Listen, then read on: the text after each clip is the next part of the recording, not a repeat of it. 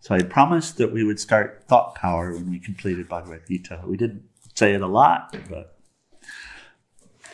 but thought power is essential teaching. It's actually the essence of the entire yoga teaching. Yoga is about working with one's mind, transforming oneself from the mind, from the thoughts, the desires, the motivations, all of this, the inner transformation, which leads us to union, the union that we seek, union with happiness, of course.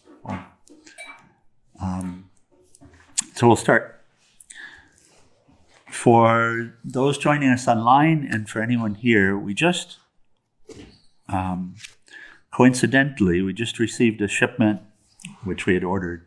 Shipments from India these days take a little bit more time than they ever did. Well, I shouldn't say ever, because I suppose back when there were no airplanes. So never say never. Okay, got it. But for a while. So we just received in a shipment of these.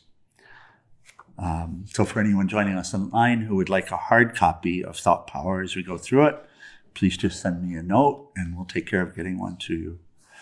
And also for anyone who likes to use e-readers or likes to have electronic copies of things, there is a free download of Thought Power. It's actually, when I went to India, Swami Ramaswarup took care of me with so many books, and he had e-copies of everything.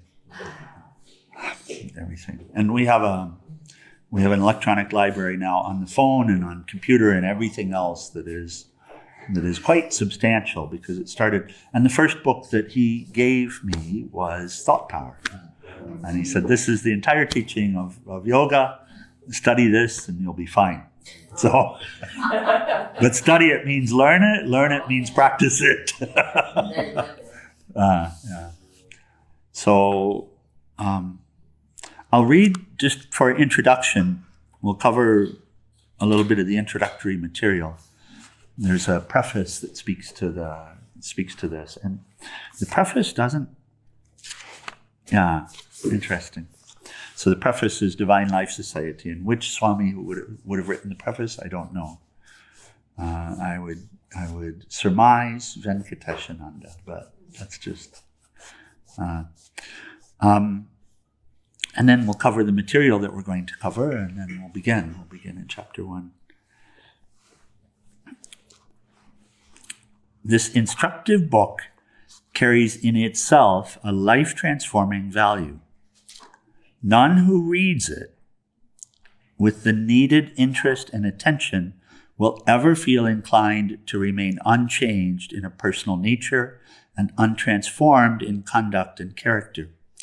A good deal of careful judgment and confidence would assist us in asserting that no one who reads this book will fail to resist the readiness to make of his own will a power that alters and exalts his own life and destiny.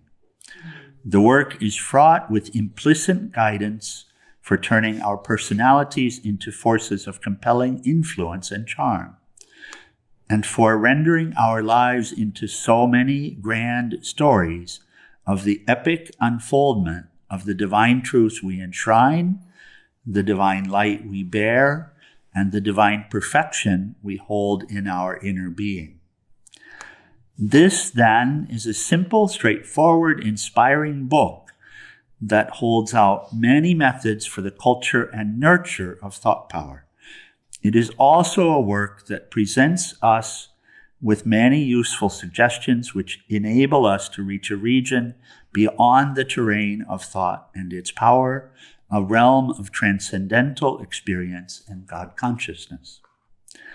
Helped by his own illimitable love for all humanity and dictated by the logic of his untiring energies for the service of every person, of all of mankind, Sivananda has made himself extremely useful to all kinds of people, ones in all walks of life, and has written books on a rich diversity of themes in his own illuminating and spiritual way, embodying in himself the very spirit of the whole of Indian spiritual culture, Sivananda has poured out on mankind hundreds of gifts of books that enshrine wisdom of life.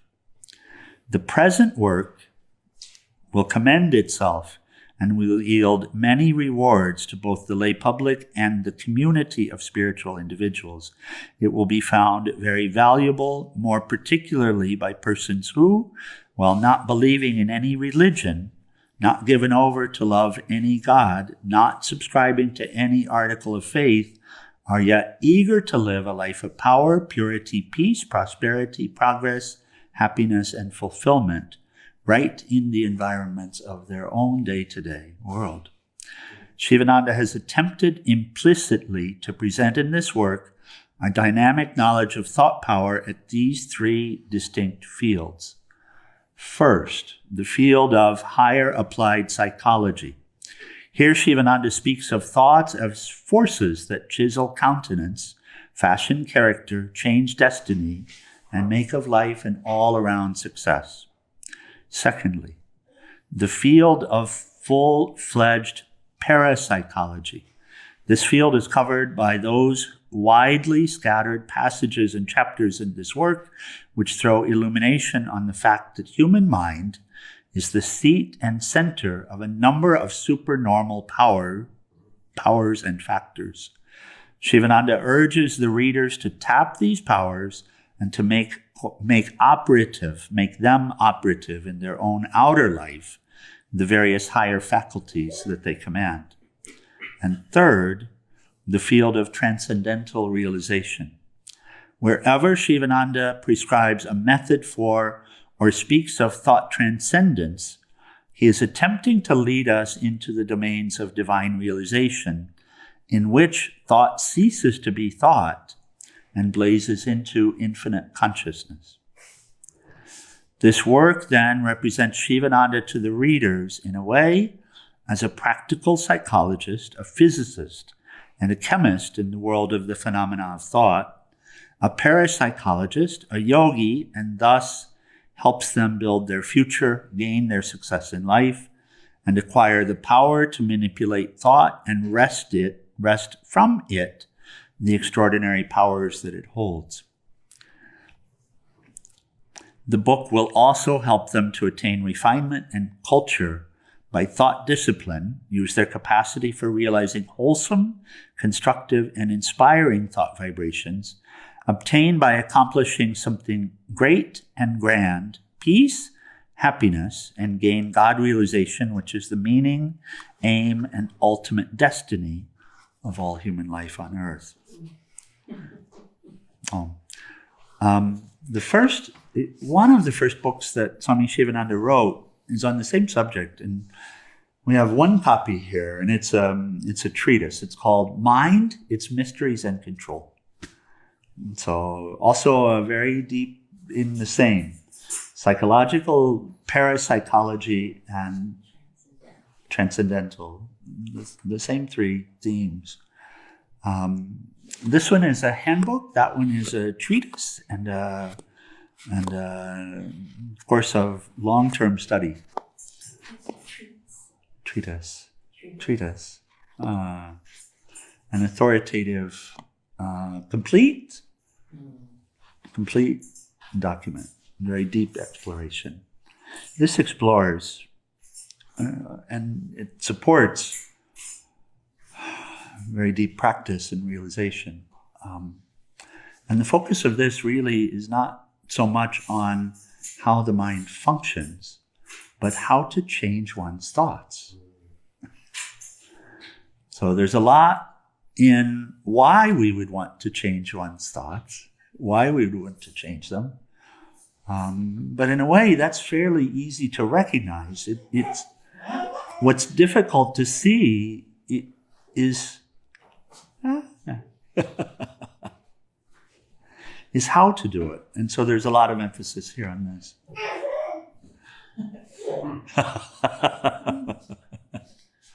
Tao, you are so close to standing up the rest of the way. My dear boy. Oh, the world changes again then, doesn't it?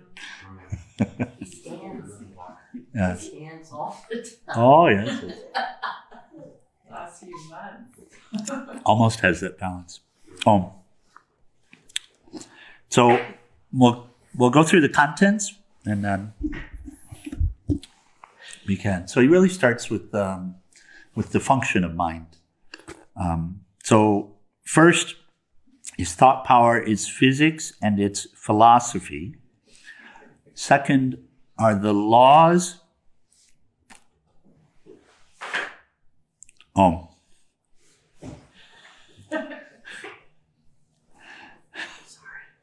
Thought power. Second are we understand the attraction of the objects. Truly we do. Especially the ones that babble and coo and are just so adorable. Yes. Chapter 2, he explores the laws and the dynamics of thought power. Chapter 3, value and uses of thought power. So how can it be used and what's the value of thought power? Chapter 4 is the functions of thought power. Chapter 5, the development of thought power, how to develop it. 6 is thoughts, their varieties, and their conquest. And that's a funny word when we come from when we come from the West in particular, and we revel in everything, why to conquest? Why conquest? Why to... Well, and that's dealt with in Raja Yoga Sutras, isn't it? Chitta Vritti Nirodha. What is yoga? It's the overcoming of the thought waves. So their varieties and their conquest. And then chapter 7 is positive methods for thought control. The patterns of thought culture, from thoughts to thought transcendence, is 9. The metaphysics of thought power. And then 11, thought power for God realization. And 12, thought power for a new civilization. So we can begin. Okay. So then we start with what this is, the physics and the philosophy of thought power.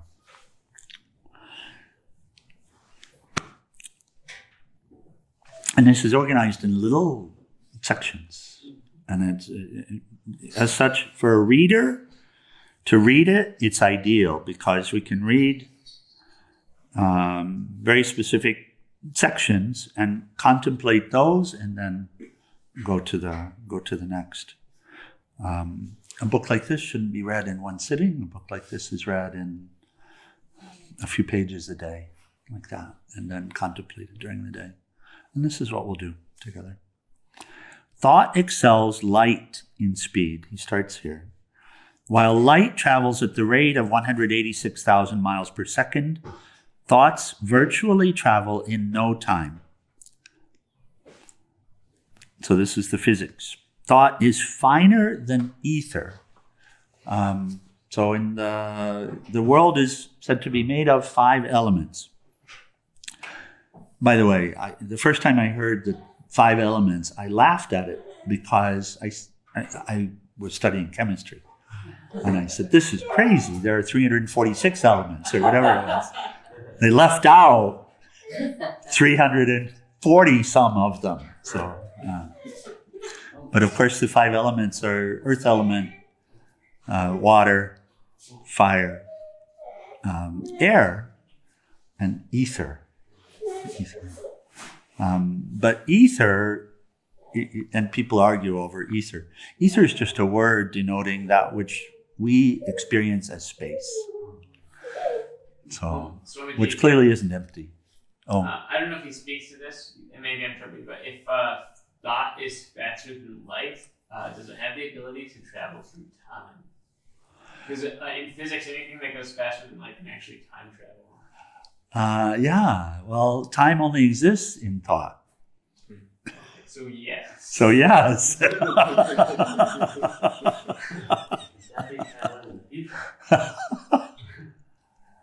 Yeah. Is this how we can still sort of like receive that from like Krishna in the past and like Buddha and Jesus? Like, is still They're still here. right? Oh. So yeah, considering the physics of thought, it's very interesting, and he's describing it as a thing, but it's a thing that's even more fine than ether, even more fine than space. So, and space, ether is the medium of electricity. In broadcasting, a singer sings beautiful songs in Calcutta. You can hear them nicely through the radio set in your own house at Delhi, and all messages are received through the wireless. Even so, your mind is like a wireless machine. A saint with peace, poise, harmony, and spiritual waves sends out into the world thoughts of harmony and peace, and they travel with lightning speed in all directions and enter the minds of persons and produce in them also similar thoughts of harmony and peace. Whereas a worldly person whose mind is full of jealousy, revenge, and hatred sends out discordant thoughts which enter the mind of thousands and stir in them similar thoughts of hatred and discord. So to your question about the Buddhas, etc., yeah, I mean, they're here in writing, but also they come to you within your own self in quiet times. Yes? The same thoughts, the same concepts will come to you from what you call your conscience or intuition. So in this way, they're pervasive. But also, and sometimes I'll ask this question, if you can just if you consider it for a moment, there are times when a good thought, and you can be in a really bad place, but still a good thought, a beneficial thought will come to you, right? And so, do you ever stop to reflect on where did it come from?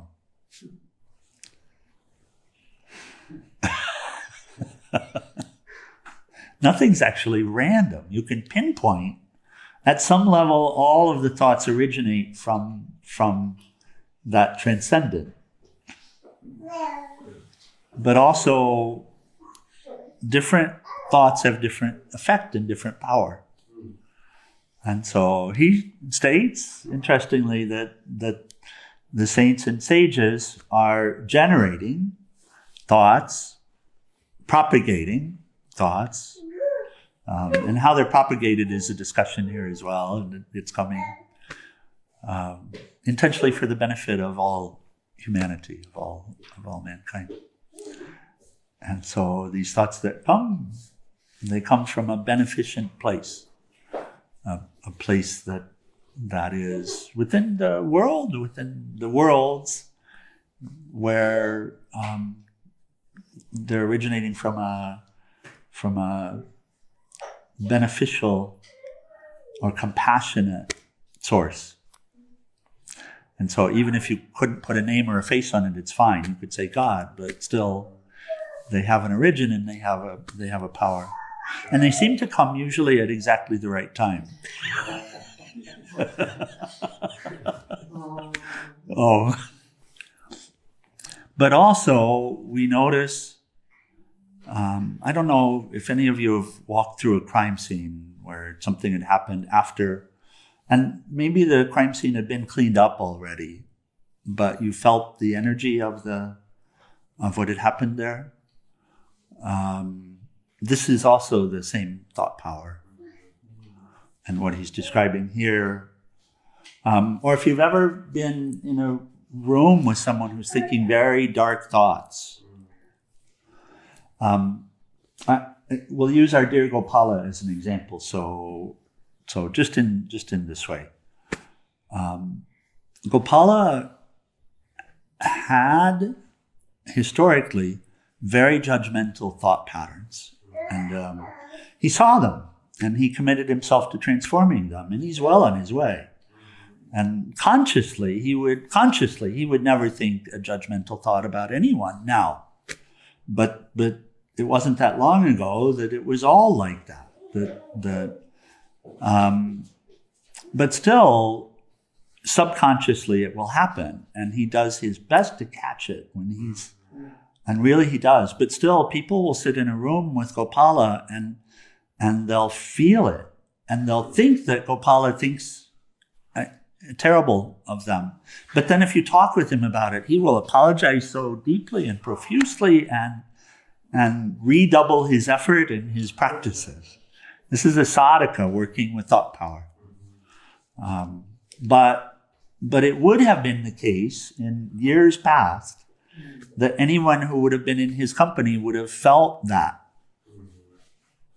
I remember years ago walking through Amsterdam and remembering it as a very sexy place. No, I mean, really, my thoughts went there. My thoughts went there. Yeah. And so also these pockets of, and then people come here, the group that came here on Thursday, they talk about the wonderful energy of the place and how sattvic it is. And we chuckle a little bit because we still are wanting to cultivate much more sattva in the space. But on a relative metric, this space has become so uplifting, and it's just because the thoughts are the same. So a little introduction to the physics. Okay, I continue. The medium through which thoughts travel. So how is it that they travel? What is it that they're traveling through? If it's not space, interestingly. He says, if we throw a piece of stone in a tank or a pool of water, it produces a succession of concentric waves traveling all around from the affected place. The light of a candle similarly travels as a wave. Right? It gives rise to waves of ethereal vibrations traveling in all directions from the candle. The sun would be the same. In the same manner, when a thought, whether good or evil, crosses the mind of a person, it gives rise to vibrations in the manas or mental atmosphere, which travel far and wide in all directions. This word manas, Sanskrit word, is used for the mind stuff, not the thoughts. The thoughts are traveling through the mind stuff. In the same way that electricity travels through space, thoughts travel through manas, the mind stuff. And the mind stuff is being described as more subtle than space, more subtle than ether. So you're not even aware of it other than through the transmission of thoughts. But the thoughts are not the same as the manas. He's not saying that they are. Are vrittis? Huh? Thoughts are the vrittis. The thoughts are the vrittis. And then manas is the stuff that... Manas is the substratum. Gotcha. That which they travel through. Okay, cool. That which they travel through. So peace of mind is undisturbed manas. Like that. Or undisturbed thought.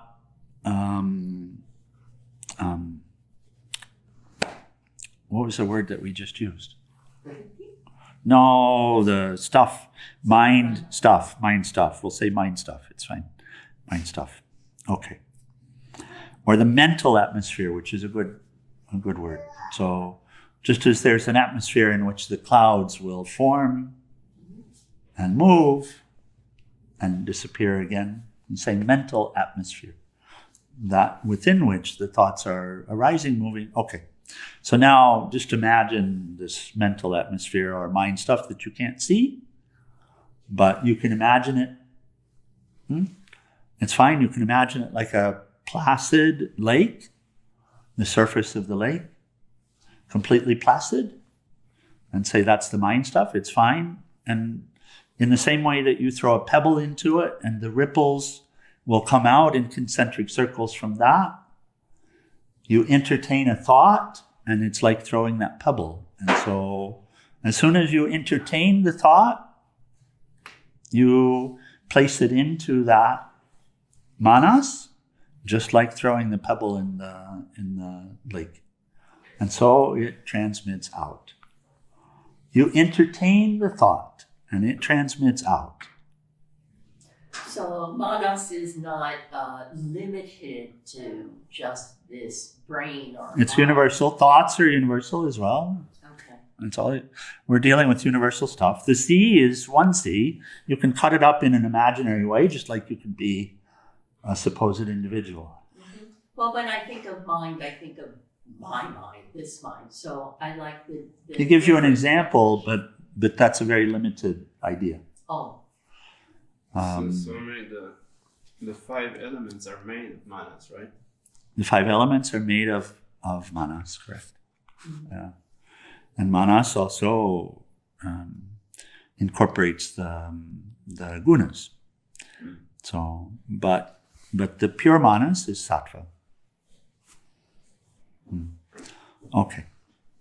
Oh, so I mean, is that like the entertain part? Is that the moment like where you can kind of feel the thought coming, and then you can decide like whether you want to go there or not? 'Cause there's Yeah. like sometimes where I'm like, okay, Yeah. I'm about to have this thought, but like before it actually like fully forms, I Yes. feel like sometimes Yes. if I'm really present and aware, I like can kind of switch it to something else. Yes. So, this concept gets discussed a lot, and what to do, and all of this.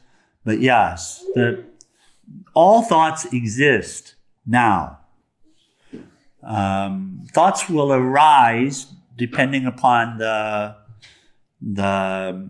samskaras and the vasanas, the memories and the tendencies. So, but still, it doesn't have to be ours. That is all ego, and it doesn't have to be ours. In the same way that the clouds are not ours. So he's talking about the physics of it and the arising, but he has introduced something here already, which is when we entertain a thought, then it is like that pebble, or like lighting the candle, and the waves will travel. And the waves will travel also in concentric circles, but faster than the speed of light.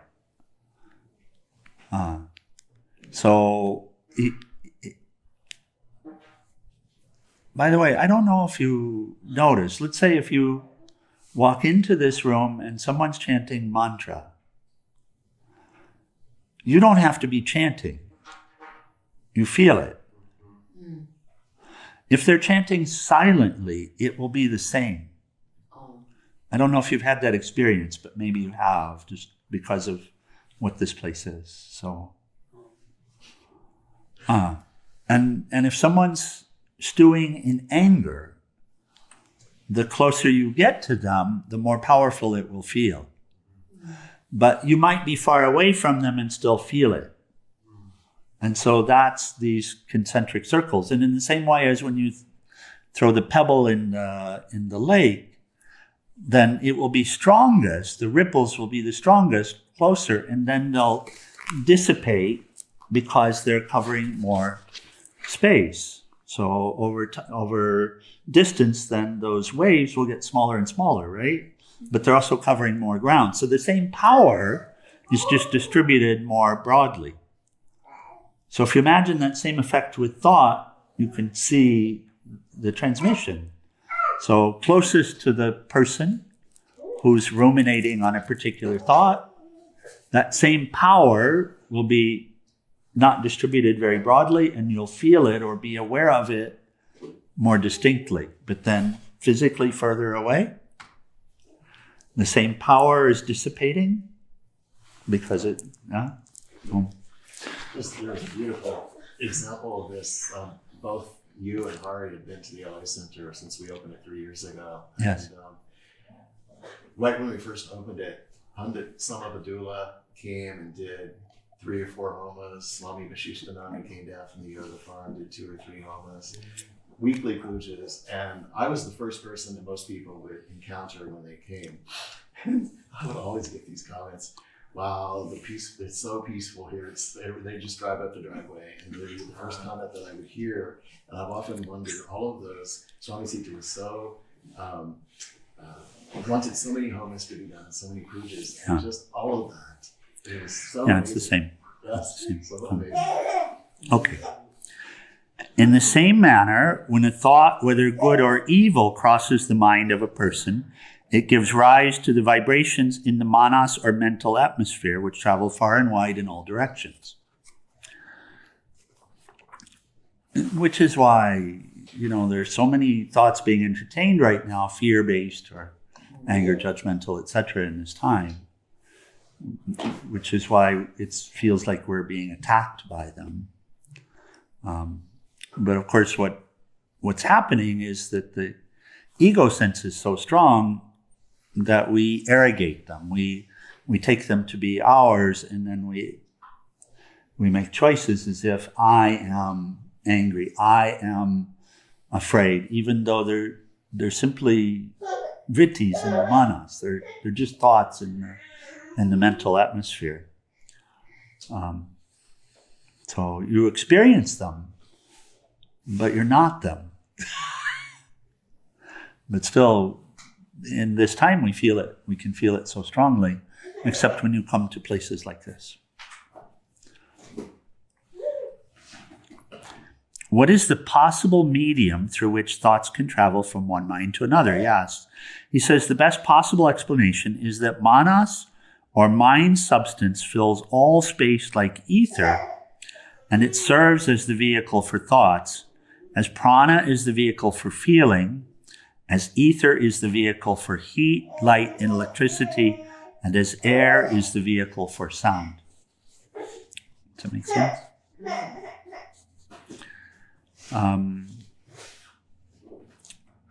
So the manas is not the same as space or ether, but wherever space or ether is, manas is. Okay. So then he says, the ether of space registers thoughts. You can move the world through thought force. Thought has great power. It can be transmitted from one person to another. The powerful thoughts of great sages and rishis of yore are still recorded in the Akasha, in the Akashic records.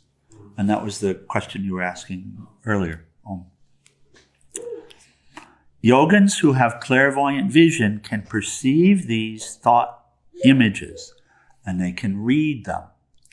So that speaks to the ones that we call rishis, and there are still rishis now, who sometimes will say channel. But here we're talking about consciously reading them. So and where is the space? You see, the same thoughts will be wherever you are. It's your ability to tune to them that's important, and then the discrimination, what to tune to and what not to tune to, which we'll explore more. In other words, any thought can be tuned to right now, including these ancient thoughts of the rishis. The Vedas, before they were written, they were spoken. Before they were spoken, they were in the manas, they were thought. Pure thought, sattvic thought. The entirety of the Vedas. The Vedas are said to be heard how? Heard by listening at the right frequency in the right way, and then brought down into the physical plane. And then spoken initially, and then at some point written down and transmitted in that way. But who heard them first? And here you'll hear names like Vyasa. The entirety of the Mahabharata, that entire writing pre-existed. It wasn't created. And it was heard, brought down, we would say channeled. Course in Miracles, a more modern example. A Course in Miracles, Mary, Helen Schuckman. Helen Schuckman, okay. Helen Schuckman takes no credit for authoring it whatsoever, which is wisdom, because she didn't write it. She heard it. She heard it. And she wrote it down. And much of it she didn't even understand when she was hearing it. She just faithfully wrote it down. She heard it. Okay. From 1965 to 1975, so this wasn't overnight either. It was a long period. So those thoughts that she was hearing were already in the Akashic record. And they're in the Akashic record forever. Oh. Who's that? Helen Schuckman. But she's not an author. No, she's just... Yeah. She's a scribe. She's right. She's a pen. Yeah. Ganapati. Ganapati. So yogins who have clairvoyant vision can perceive these thought images. They can read them. Read them, hear them. You're surrounded by an ocean of thought. You're floating in the ocean of thought. You're absorbing certain thoughts and repelling some in the thought world. Everyone has his own thought world. And we'll close here for the morning. And just a moment on this concept. We were just talking about it. So we're literally in a sea of thoughts. This manas, full of thought.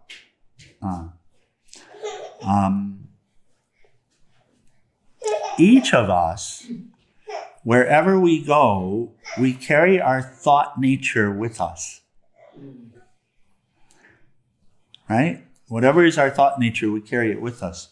Now, we may enter into parts of the ocean that are particularly involved in a particular vritti, in a particular whirlpool. And we may feel ourselves sucked into it. So someone with very caught up in very negative and dark thoughts, coming into a place like ashram, will feel uplifted. And their thoughts will be uplifted as well.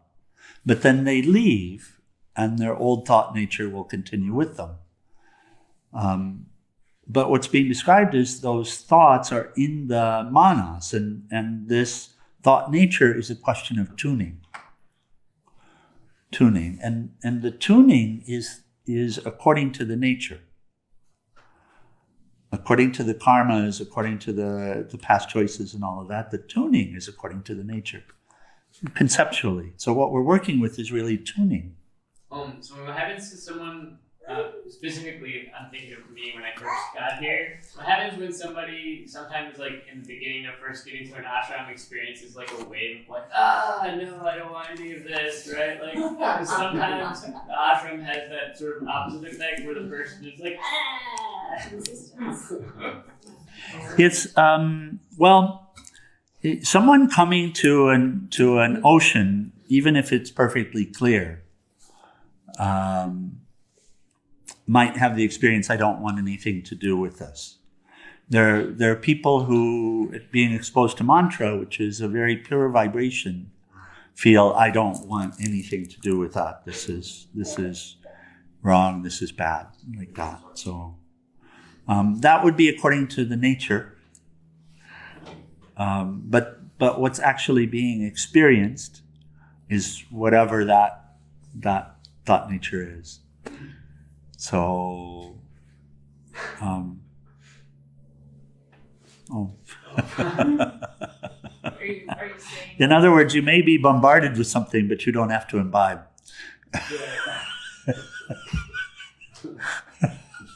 Still, you have a choice. Jules, you had a question. Oh, I was just trying to clarify for myself. You said it was according to your own thought nature, so is it maybe reflecting some of your thought nature back to you, and it's so uncomfortable it can like push people out? Discomfort is an inner experience,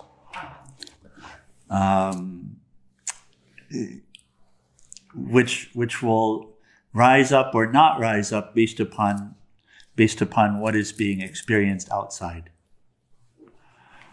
So, if someone's chanting Om repetitively, the thought vibrations from that will be in accordance with Om. So there'll be sattvic thought vibrations. Someone coming into contact with that, different people will react different ways. It's Not- another good analogy. It's like a vampire going into the sunlight. Yeah, that's it. I don't want to go there. And then someone says, but it's good for you. And still the nature may say, I don't want to go there. It's like eating like vegan health food. You're just like, oh, it's gross. I don't want that. It doesn't taste good.